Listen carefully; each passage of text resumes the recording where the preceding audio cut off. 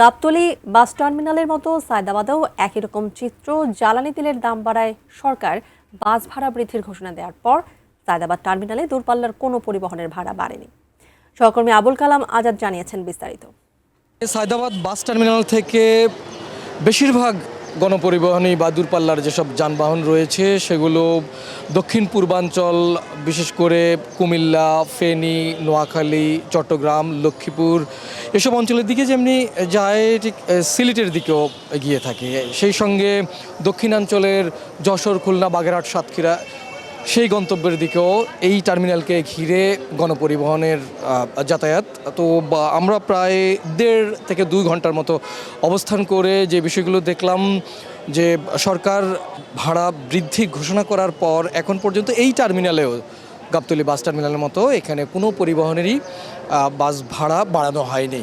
আমরা এই জায়গায় স্টার লাইন, তারপরে ইমাদ পরিবহন, শ্যামলী, নীলাচল, গোল্ডেন লাইন সহ ঢাকা এক্সপ্রেস, ইকোনো, মার্শা, এরকম কক্সবাজারমুখী গণপরিবহনগুলো এখান থেকে যায়। দূরপাল্লার যেসব বাস রয়েছে এর মধ্যে এসি এবং নন এসি বাস রয়েছে।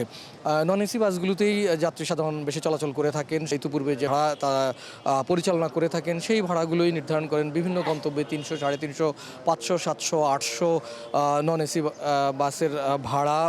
এর মধ্যে এসি বাসের ভাড়া 1500 টাকা রয়েছে কোনো কোনো গন্তব্যে।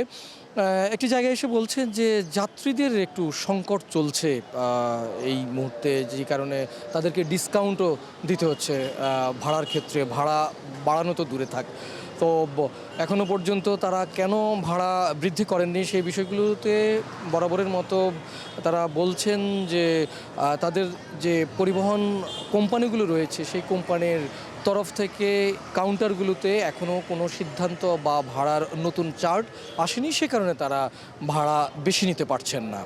এই ছিল আমার কাছে সবশেষ।